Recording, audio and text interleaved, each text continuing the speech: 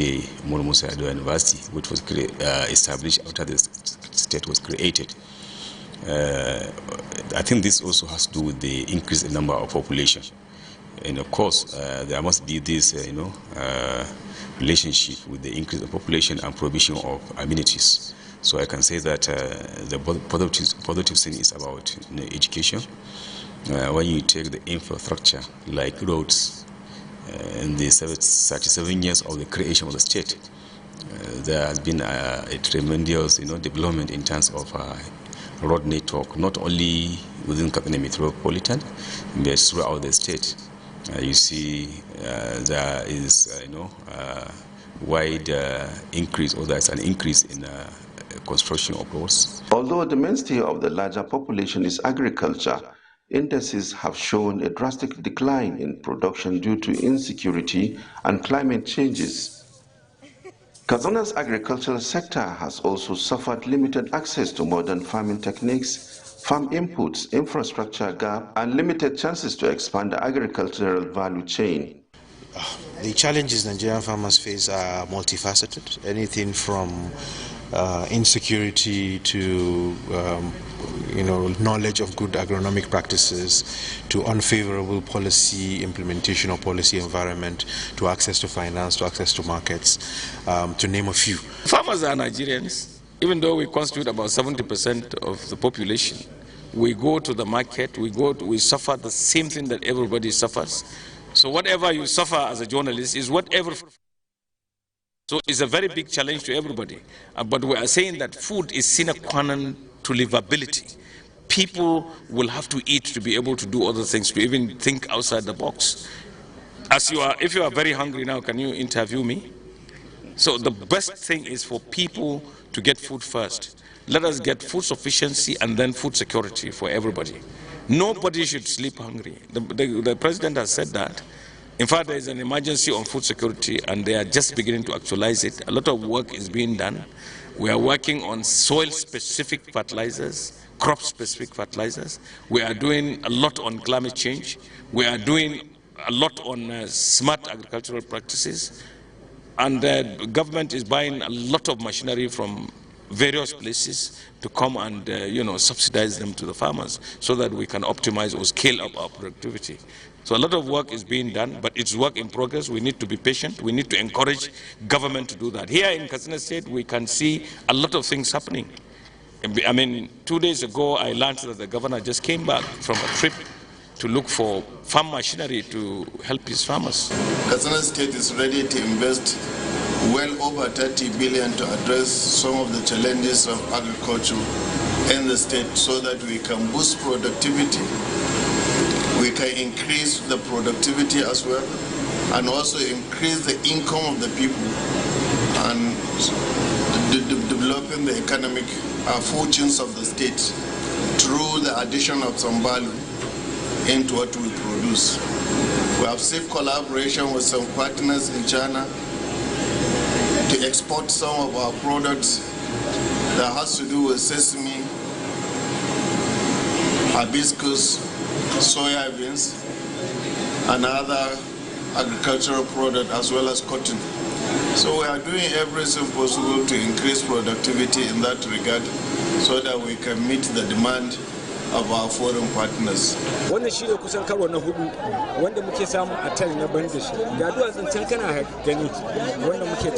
The security landscape of the state in the last 10 years has been so intense and devastating, considering the major events that happened in relation to insecurity and displacement of people, which attracted global attention. The kidnapping of the Kankara school boys and several attacks on several communities, as well as killings and displacement of hundreds of people, are remembered with nostalgia. The impact of these security threats on the local population, particularly in the rural areas, and the disruption of agricultural production and overall economic activities had also compelled the state government to evolve new ideas to confront insecurity head-on. Although the federal government has never hesitated to deploy security forces and implement various countermeasures, the problem has lingered more than necessary. With the emergence of banditry, farmers were displaced. Farmers have become, jobless, without jobs. Some were killed. They left their places and become IDPs. And this, no doubt, affects the economy of the state. And that is what we are seeing now. The impact is being seen. It's vivid and clear. Go to the town and see the number of beggars roaming the streets. Not asking for money or anything, but they say, please provide us with food. People that are supposed to produce food for themselves and even sell to others are now begging for food. This is a serious setback. This is courtesy of the, this banditry. So I can say that it's a phenomenon that really retards the effort of the administrators towards improving the state.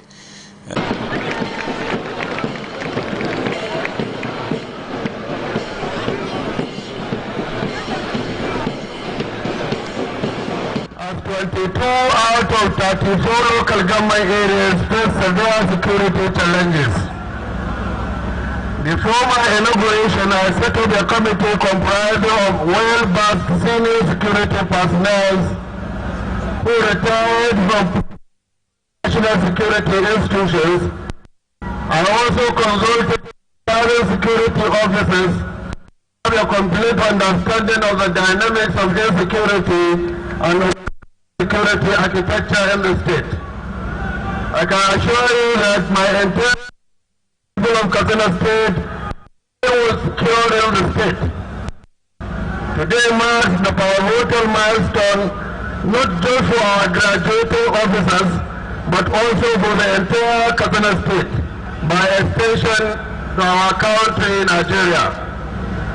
This occasion serves as an emblem of our commitment to security, peace, and community-centered advancement.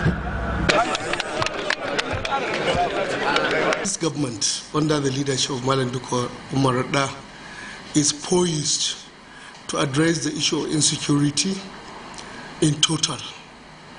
And this commitment has been displayed by the announcement of the governor that security is his #1 priority, security is his #2 priority, and security is his #3 priority. That led to the creation of the Community Watch Corps and deployment of other measures, both kinetic and non-kinetic measures. Now, we know that the number of security agencies that are operating in the state are not adequate enough to cover all the nooks and crannies of this state. As a result of that, he decided to, look at the 8 frontline local governments in the state, namely Jibia, Safana, Batsari, Dan Musa, Kankara, Faskari, Dandume, and Savwa. These 8 local governments are bordering the non-Rugu forest, and that is the enclaves of the bandits. Now, how do you do that? How do you protect the lives and properties of the people living in these 8 frontline local governments? And how do you also protect the lives and properties of the people living outside the 8 frontline local governments? So this profiled the bringing up of the Community Watch Corps. The governor used the traditional institution, the security agencies like the DPO, the DSS, the civil defense, and even the leaders of the vigilante, as well as the political office holders, chairmen, and councillors, to come up with the names of the able young men in these localities across all the wards. And that's what has happened. They brought the names. Those guys were screened, trained, and were given all the necessary equipment to protect people. And this is failing, because from the inception of this government and from the starting of this Community Watch Corps, we have brought down the insecurity to about 30%. I mean, that is to say 70% of the insecurity activities in the state has reduced. And this is a novel thinking by His Excellency, the Governor of the Unlocking Katsina's potentials at this crucial moment depends on the ability of its leadership to captain the ship of its affairs in a desired direction. I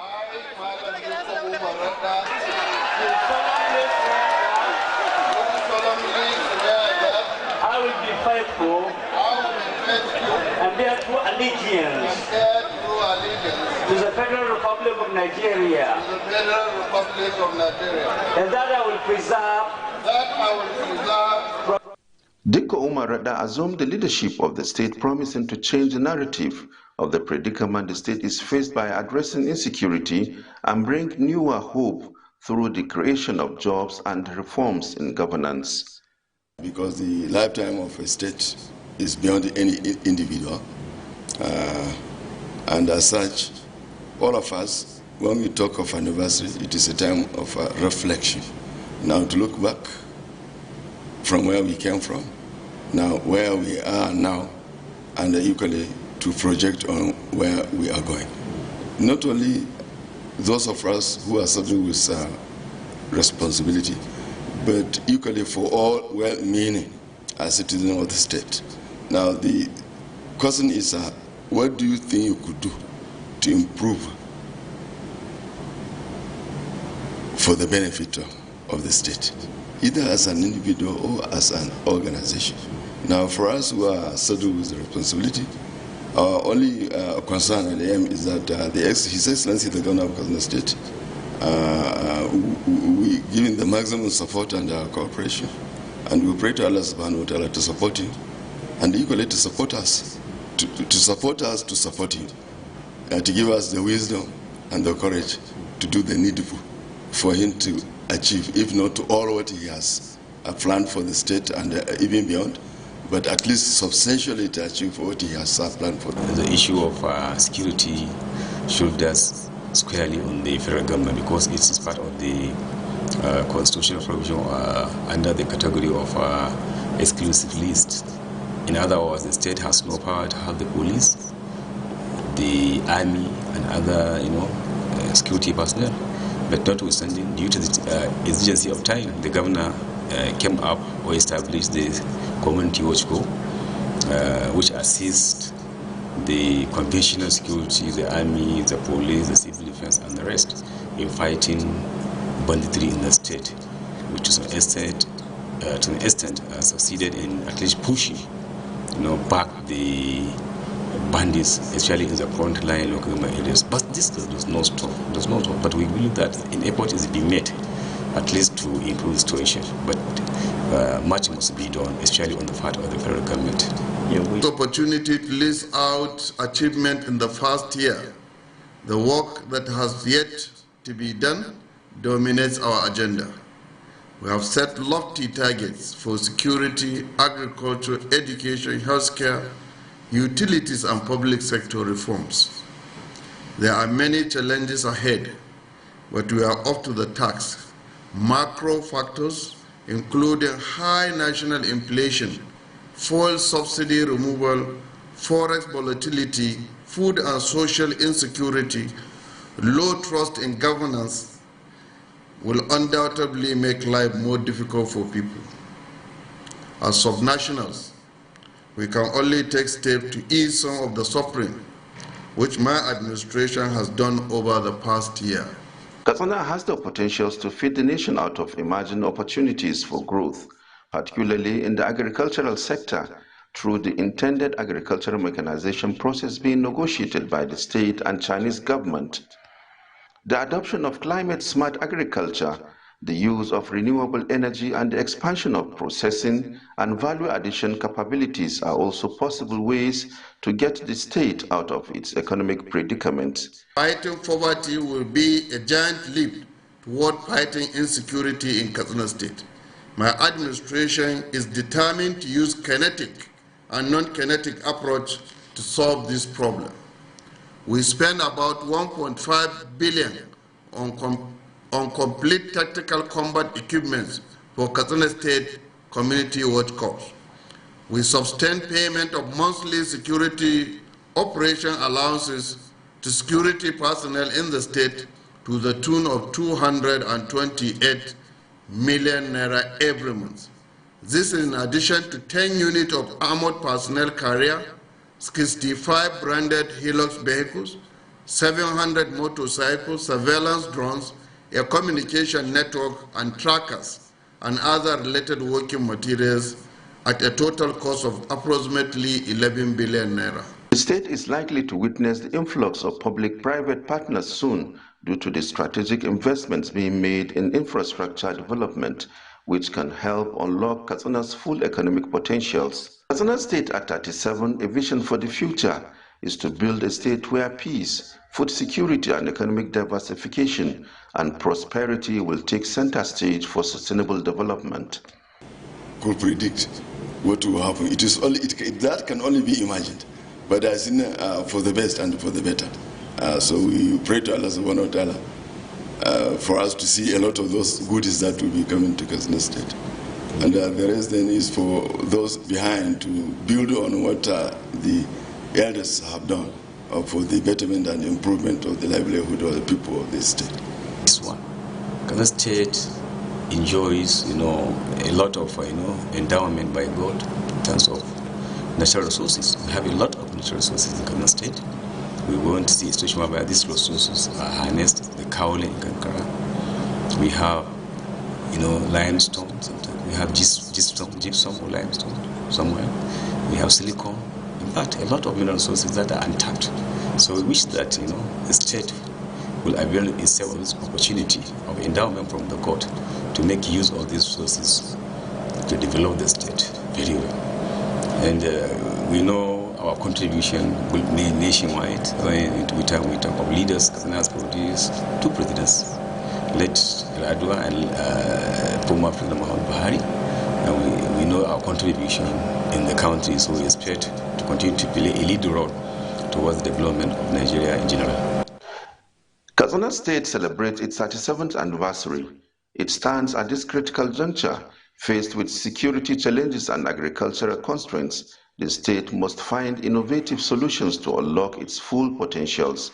By harnessing its rich history, diverse resource, and resilience of its people, Katsina can pave way for a more secure, prosperous, and sustainable future, not only for its citizens, but for the entire region and Nigeria in general.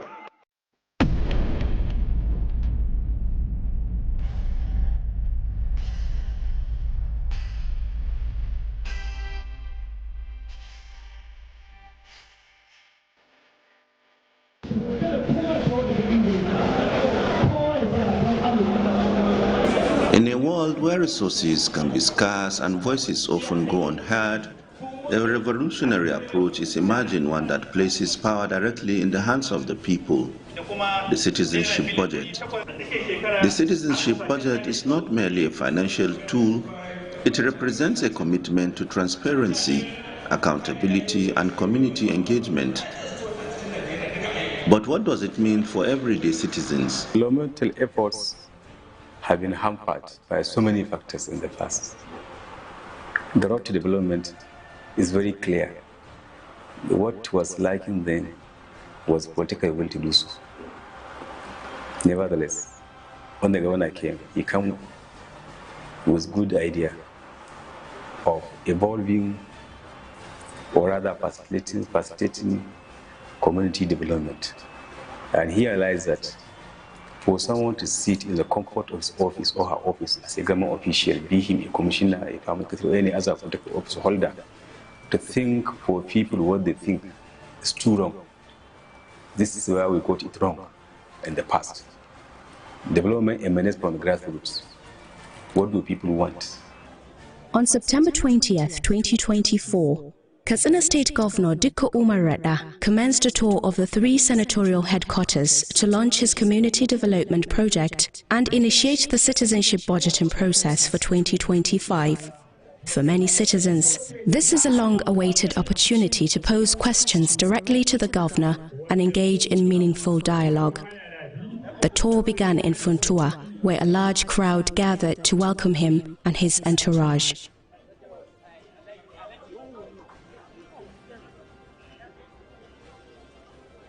as expected, the meeting conducted in Hausa began with remarks from the Commissioners of Health, Security and that of Budget and Planning, before transitioning into an interactive session.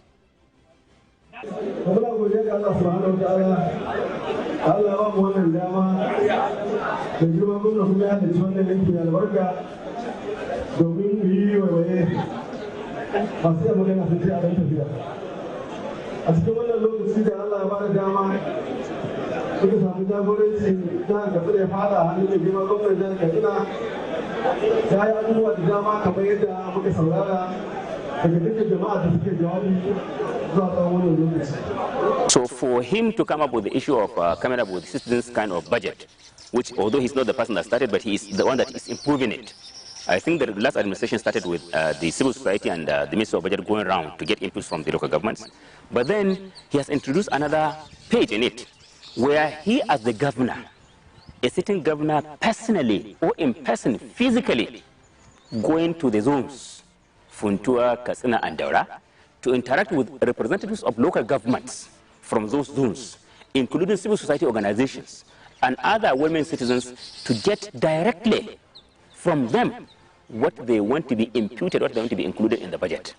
And for him to even also listen to them and then talk to them directly is something that we have to commend him for coming up with. So with this, I believe, since those inputs are gotten from the people, which are supposed to have been done by the state assembly members, that the person charged with the issue of taking care of issues of budget. That means to go back to their respective constituencies, their local governments, to have what they call public engagement with the stakeholders in the other local government levels to get their own inputs and then come to relevant line commissioners, discuss with them and input it in the budget. Now the government has taken over that.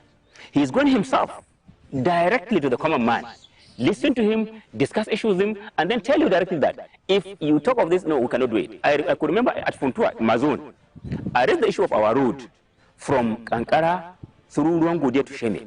Directly he said yes, it's a very, very remote road, we need to do it, but currently our posts, our finance, our resources cannot actually take that one, but we will see what we can do. You see, right from there, minds of the people from that particular area are planned or are prepared to know that yes, the governor is interested in doing it, and he will look for resources. Abin da muka gano a jiyar Bultuwa shine babban ciwon mu matsalar tsaro. Mun tabbata yadda jiyar Bultuwa take ba da yi ba. Muna da arziki na noma, muna da arziki duk abin da ake bukata. Wallahi idan duk aka aje wani ginin makaranta ko wata ko ne, to matsalar mu ta Bultuwa zo zora ƴan kadan. Ita ce za ka ji daga wannan kwamitoci da za. In response to issues raised in Funtua after over 7 hours of exhaustive engagement, the governor says achieving new goals requires fresh political ideas. Governor Radda further explains the rationale behind the new initiatives that seeks to address the development deficits at the grassroots level through the citizenship budgeting process and a community-driven approach. I think the main reason for doing that is to connect to the people.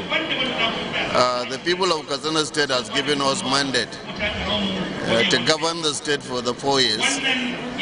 And we felt that it is very important to engage the citizens, talk to them, interact with them, hear from them, so that you can arrange and plan for them. The essence of doing this thing, we are approaching 2025, and then we are going into a new financial year. So it is important to present the budget performance to the citizens, as well as hear comment from them and also ask them what kind of things they needed the government to do to them, because we may sit in our offices, and determine what we should do for the people, which is not supposed to be. We should hear from them. It's their money. They know what they want better than us, so it's better we present ourselves to them. Second issue is we are giving the people what we have done in the last 1 and 3 months, and so that they can assess our performance, and so that they can ask us questions. And we told the people what we are able to do within this period of governance. And I think it is better always to appraise ourselves and to allow people to appraise us, to assess us, and to give us their own comment. And then we open ourselves today. That is why I said, let me sit. Yesterday I was there for over 8 hours, listening to their comments, listening to their advice and criticisms, so that we can come back home and correct whatever we wanted to correct and then forge ahead. Because the government is for the people, not for me. Whatever I will do as a governor, if it's not in tune with what the people need, and it's not going to give the desired result. So the essence is I'm subjecting myself to the people to criticize me, to ask me questions, to do whatever. So I have introduced the town hall meeting so that we have interaction between the citizens and the government. And all the people in the government are here, including the head of MDAs, all of them are here, so that if they have any question they can ask. And we also invited all the members of the National Assembly. They are here.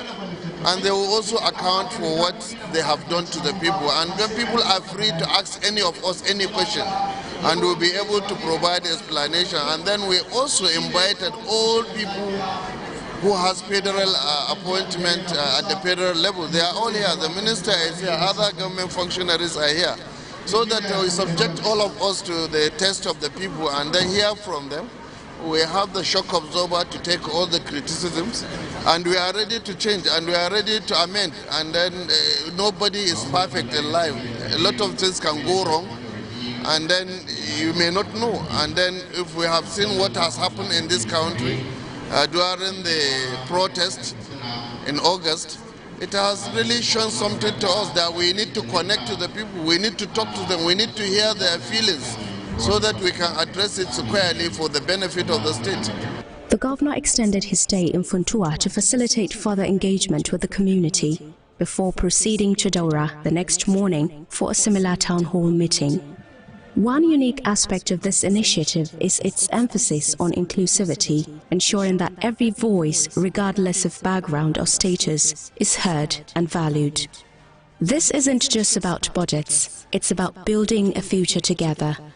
So for me, this is something commendable, and I think if we can, sustain this, I'm sure Katsina State will be moved. He is learning from past experience, and he's using the mistakes of past governors to now adopt and check the mistakes, capitalize on their main progresses, and then revisit the mistakes and ensure that he forges ahead. This is actually commendable. When he came in carrying two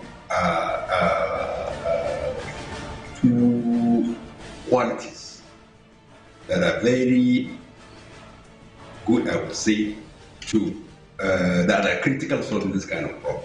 One, he is compassionate, he is very worried about what is going on, how the system is decaying, degrading, declining by the hour, by the minute actually. As the sun sets, the governor reflects on the day's interactions, stressing the importance of ongoing dialogue and mutual understanding. And then also we want to launch community development program. The community development program is going to be in 3 stages.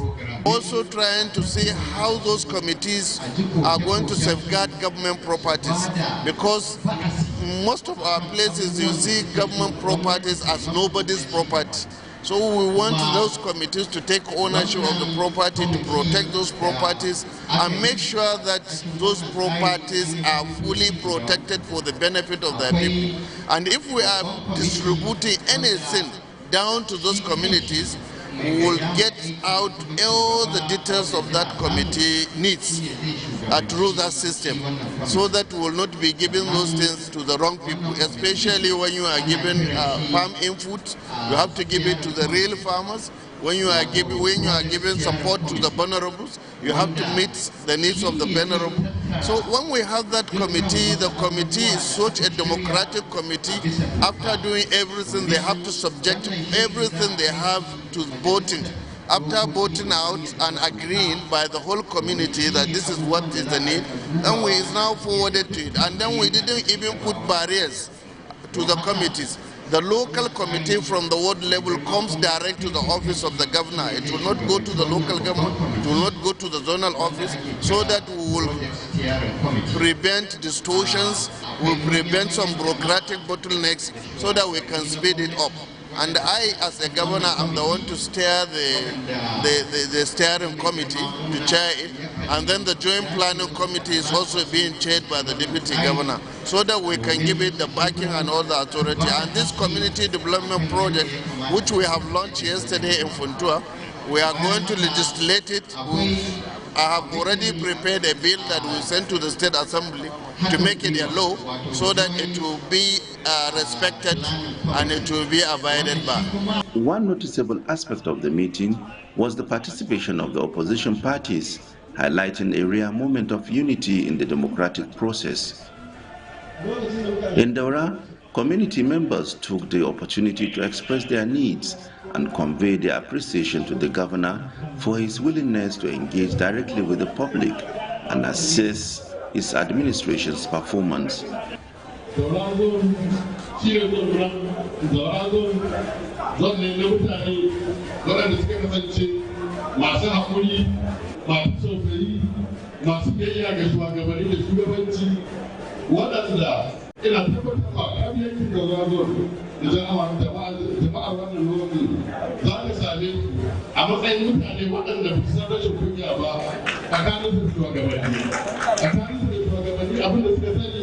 Successful gathering here in Daura.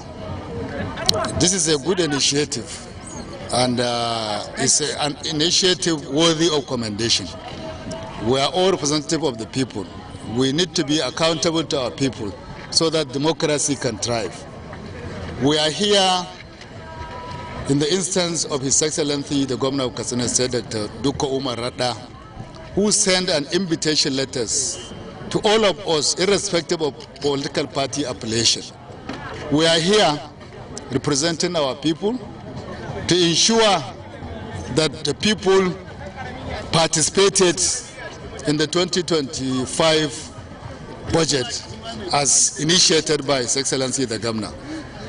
According to his initiative, everybody will participate and make the budget of 2025 people's budget by giving input from the people who are electorates and even non-electorates.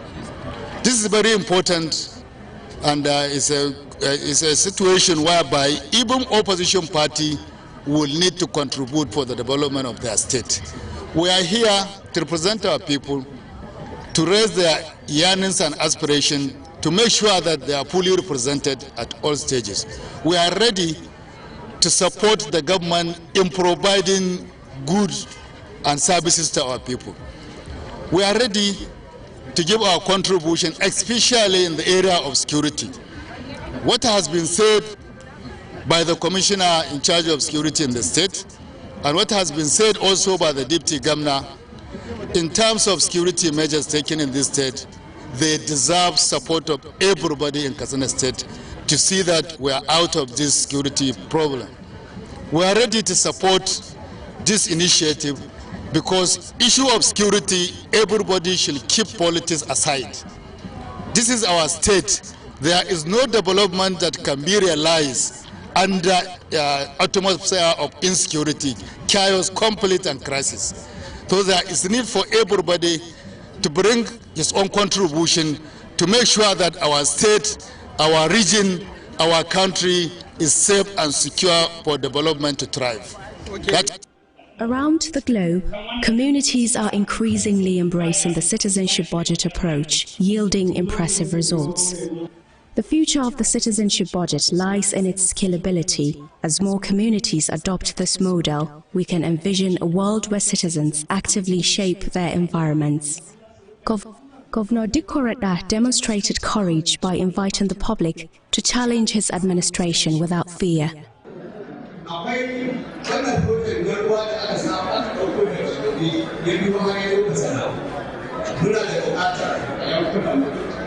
I want to call on the state governor to please consider connecting communities along Katsina Umaru Road with the ongoing Zobe water extension to Katsina to provide the people with water. Furthermore, we need more link roads to access our farming communities with ease. Ya Allah muna ganin yanzu bana ba mu ambaliya sai ta cikin lunguna wanda cikin lungunan nan ta kudade suke yawa wanda na san yan majalisar mu haifar administrator a cikin ta tana da matsaloli kala-kala kamar yadda binci gama ta gama ga mu da mutane ya yi bawa duk mutane da duk wanda ka sani ga mu ko kwamishina ne yana wakiltar mutane shi amma mazaunin shi cikin kasar yake in yi zo da matan shi kuma ma'aikaciya ce so yake a bata aiki a cikin ƙarfin kuma kajar kuma so kuɗaɗen albashin waɗanda suke fitowa yawanci da kuɗaɗen sun haɗa wani albashin shi yasa saboda kai zalimi ne tsohon shugaban ƙarfin hukuma ne ka san abin da yake shi kake tallafa wa ƙarfin hukumar kajar to Allah da annabi kada ka fasa ka ci gaba da yi Allah ba zai hana ka abin da kake samu sannan kuma ya zama wajibi in shaida maka duk wanda ya security da kake suka kuma ma suka kuma ba shawa wannan hanyar da za a samu a yi ta sai da za a samu akwai hanyar su tashi daga binci ta dubu ta wuce kasar da ita ma wannan hanyar in dai akwai ta insha Allah za a samu sannan bakin gwargwado muna da buƙatar ya kasance an samar da wuraren more rayuwa a cikin al'umma wanda This government-led approach enhances transparency, inclusivity, local empowerment, responsiveness, accountability, and builds local capacity. Feedback from participants suggests that the meeting was productive, with citizens keen for the government to uphold its commitments. At the heart of this initiative is community development. It's about understanding the unique needs of each neighborhood and fostering a sense of ownership among its residents. Wanda ya karanta kundin da muka bada lokacin da muka ce za mu yi wanda muke kira Building Your Future Strategic Policy. For those that have been able to study our policy documents on building your future will understand the 8th line-up of my administration's direction. Firstly is the public administration reforms, and we started with the introduction of competency tests for permanent secretaries.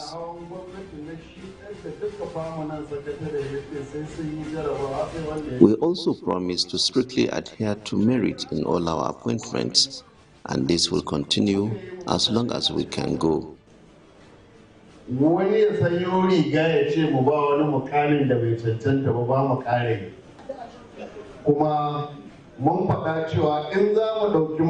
This also applies to all our employment procedures, and I can testify that during the last mass employment of teachers, numbering 7,325, we were able to exhibit this. Personally, I did not influence or ask for a single slot to be included to the list.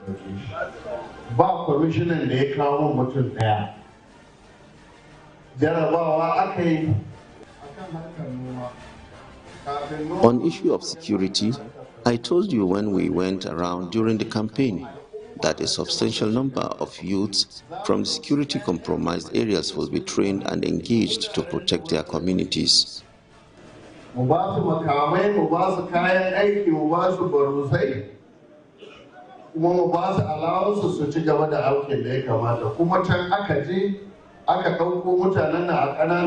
I believe you are all witness to our actions in buying needed items, including 70 hillocks, 700 motorcycles and rifles for them. We also urge all communities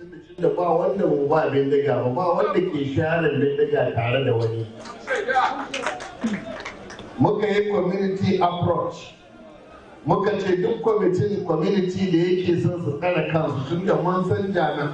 also urge all communities ready to protect itself should come forward, since we are all wary that the law enforcement agencies are not enough to protect all our communities, especially the hard-to-reach areas.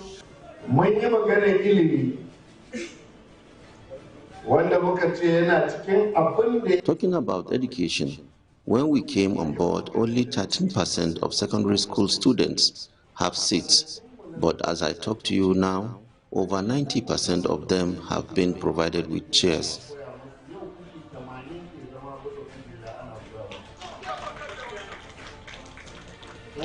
And for the schools improvement project, I am sure that only 30 schools are left that we have not worked on out of the 500 secondary schools we have. The need to have a timely interaction with the people who voted for you was able to go and do certain things for them. For a common man to go and see the governor in the comfort of his office is not possible. You can't see the governor. But when the governor tests himself to the grassroots, it's commendable. That's very good.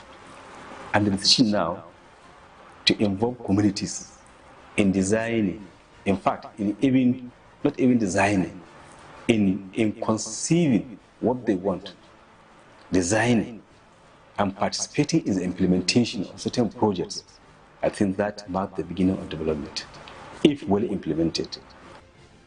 He was innovative and came up with this idea of, I would say, self-policy. No one could do it like white man would say, if you want a job done, go do it yourself. No one could protect you more than yourself. And it simply doesn't make sense for people to just be sitting like sitting ducks, only for 1 or 2 bandits coming with 2 or 3 rifles and kill people they want to kill and kidnap those they want to kidnap. That was why he innovated that idea, he built that idea, and he had that idea actually. He nurtured it, sent his bill to the assembly, and the assembly gave him the go-ahead. He invited interested people, trained them, equipped them, and sent them back to their communities to help assist the statutory agencies vested with the responsibility of doing it. And so it's a community-driven crisis, and we have to solve it using community-driven approach. The Commissioners of Budget and Security set the stage, highlighting both successes and challenges. While the citizenship budget brings hope, it is not without its challenges. Communities face hurdles ranging from navigating bureaucracy to ensuring equitable participation. Citizens need to work together to overcome these obstacles. As we look to the future, the citizenship budget emerges as a beacon of hope, a testament to the power of community, collaboration, and the belief that together we can build a brighter tomorrow.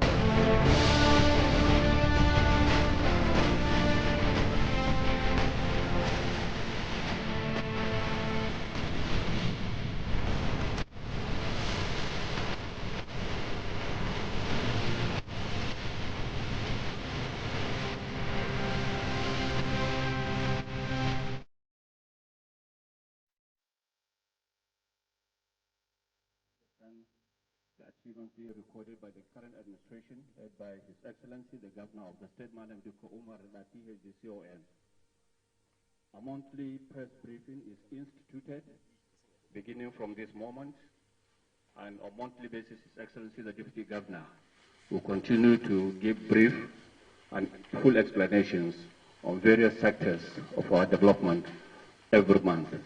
This is a maiden edition of the press briefing, and it is my singular honor and privilege to invite His Excellency, the Deputy Governor, to start as scheduled. Your Excellency, sir.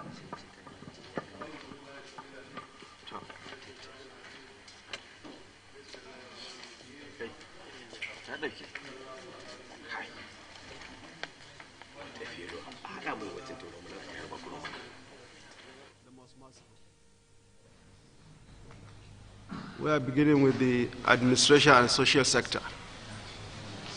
Gentlemen of the press, it is my pleasure to welcome you all to this maiden edition of a special monthly press briefing, which is designed to keep the public informed about the achievement of Katsina State Government under the able leadership of His Excellency Malam Dikko Umaru, PhD, COM.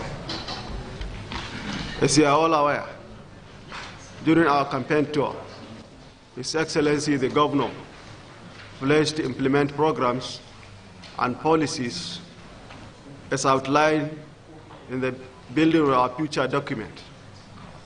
As part of our commitment to entrench transparency and accountability in governance, and to ensure that citizens are carried along, a monthly press briefing is hereby introduced to address the public and provide updates on our progress so far across various sectors from the inception of this administration to date. Today, our focus is on administration and social care sectors. From the onset of this administration, prioritize activities of governance through structured policies aimed at improving public service delivery were initiated through key initiatives. This government hit the ground running by coming up with a well-articulated policies that will transform administrative machinery for effective governance through public sector administration and social care reforms. Such policies, among others, include the establishment of a coordinated public sector that allows policies and programs to be implemented for the delivery of services to the people in an effective, efficient, accountable, and transparent manner. To this end, this administration has subjected the appointment of permanent secretaries to merit selection process, which requires writing of examination and oral interview with a view to selecting the best into the public service. In addition, recruitment into the civil service is also a merit-based procedure. The same process applies to promotions for senior officers within the services of the state and local governments. The state government has also ensured the training and retraining of staff. So far, a total of 3,200 civil servants were trained on computer application as a prelude to migration to e-governance at the total cost of 90 million naira. Also, 947 civil servants attended and participated at various workshops and seminars, and a total sum of 333,811,788 naira were expanded to that effect. As a moral booster to the civil servants, the government has released additional 200 million naira as a refurbishment loan to civil servants in the state to augment the existing 250 million naira that is already running under that scheme. Government also expended the total sum of 957,345,000 as wage awards and a Ramadan package to civil servants and pensioners respectively. This is in addition to the distribution of 3,000 bags of 100 kg maize and 5,000 bags of rice as palliatives to workers in the state and local governments. To further motivate civil servants, government has introduced annual merit awards to the best performing civil servants in the state and local government services. In this regard, 14 workers have been identified for their outstanding performance, where some were rewarded with vehicles and others were given cash award of 2 million naira each. Government has also approved the payment of outstanding gratuity to the tune of 24,15,813,656 naira 3 kobo for both state and local governments. So far, out of the approved amount, the sum of 7,690,750,190 naira 63 kobo and 5,831,426,398 naira 72 kobo, totaling 13,522,176,597 naira 35 kobo has been disbursed to 2,313 retirees of state and local governments, respectively, as at 26 November this year. Accordingly, government is committed towards implementing the new minimum wage. In line with this, a high-powered committee has been set up by government to work out modalities for implementation for both state and local government employees. Gentlemen of the press, on the issue of social care, government is harmonizing, updating, and validating the social register for the poor and vulnerable households in all the local government areas of the state. It is worthy to mention that the state government purchased 95,000 bags of assorted grains, and 72,000 bags were collectively purchased by the 34 local government at the total cost of 10,677,125,000 for sale to the general public at subsidized rate of 20,000 naira per bag. Equally, a total of 40,000 bags of 50 kg rice was procured at 2 billion naira and distributed as palliatives, with stipends of 10,000 naira to the poor and vulnerable households in Katsina, Funtua, and the local government areas, while 5,000 naira stipend was paid in addition to the rice that was distributed across the 31 local government areas of the state. Furthermore, during Ramadan, feeding centers were established in all the 361 wards of the state, where 200 people per ward were fed on a daily basis throughout the period of Ramadan. Additionally, the state government has successfully distributed relief materials procured by the State Emergency Management Agency, SEMA, and they were distributed to 10,450 beneficiaries as support for various disasters. In the same vein, SEMA has distributed 7,128 bags of assorted grains to less privileged, internally displaced persons, flood victims, women, and vulnerable groups.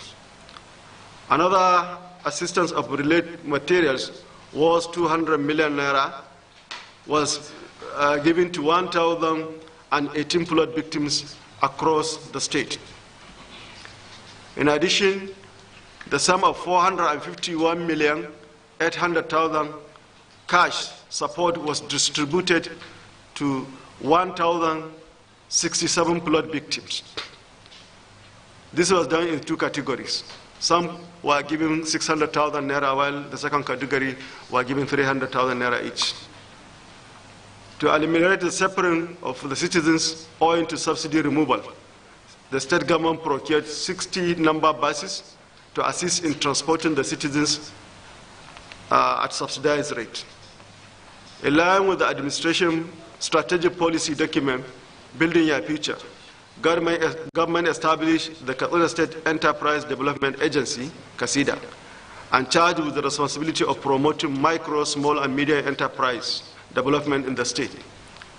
Through the agency, state government has distributed the sum of 3.4 billion naira to medium, small enterprises revolving fund, while the Bank of Industry and Sterling Bank, who are to manage the funds, are expected to contribute the sum of 2.5 billion naira. The state government has also signed an MOU with Smedan for the use of Smedan Industrial Development Center in Tudun-Matawa, Lake Katsina, as a shared facility for textile, fashion, leatherworks, and agri-businesses. In addition, Katsina has achieved the following. 1, the creation of 542 million Victim Support Matching Livelihood Fund in collaboration with the United Nations Development Fund for people living in frontline local government areas affected by banditry and other security challenges. 2, collaborated with Nigerian Automobile Technicians Association, NATA, to train 3,000 youths across the state as mechanical apprentices under the MASP program.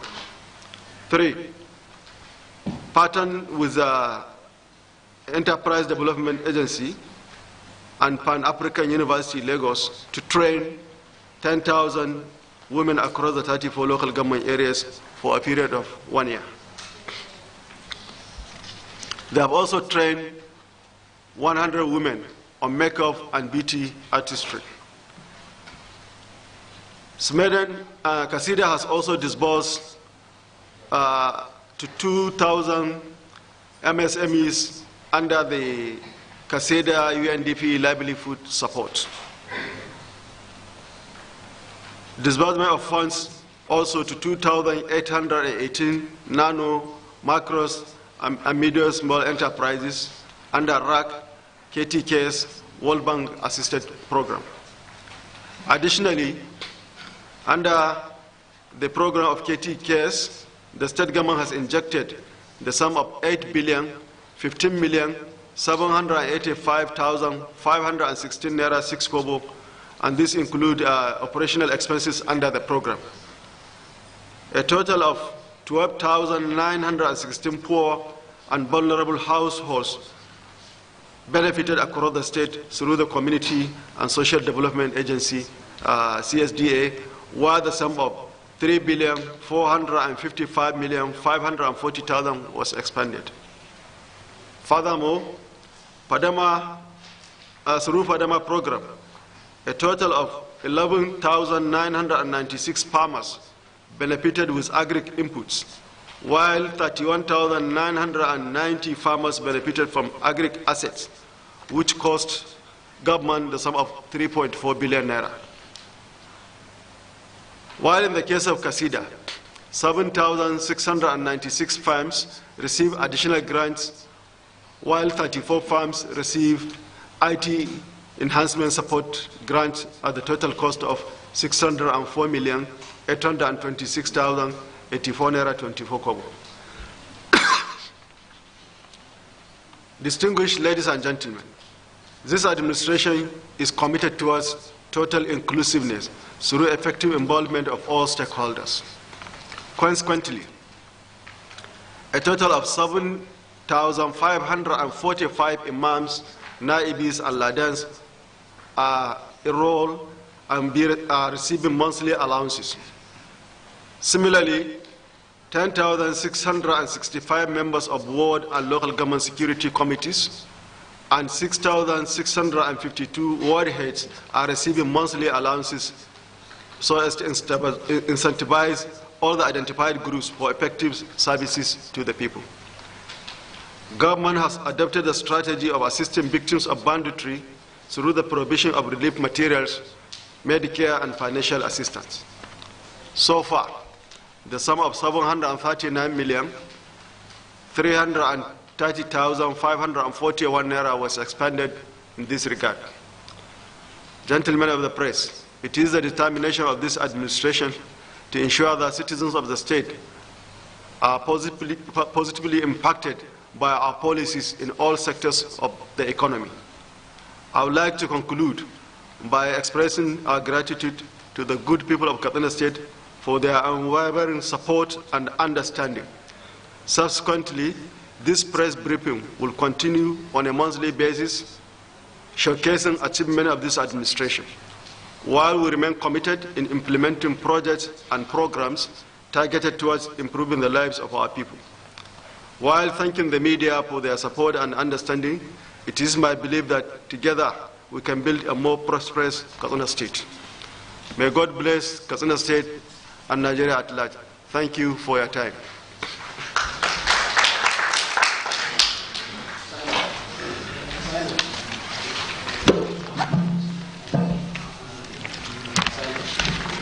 Thank you very much. That has been it. And by the special grace of God, next month will be another time for another monthly briefing. We'd like to most sincerely thank you for your cooperation and wish you safe back to your destination. Thank you very much for your cooperation.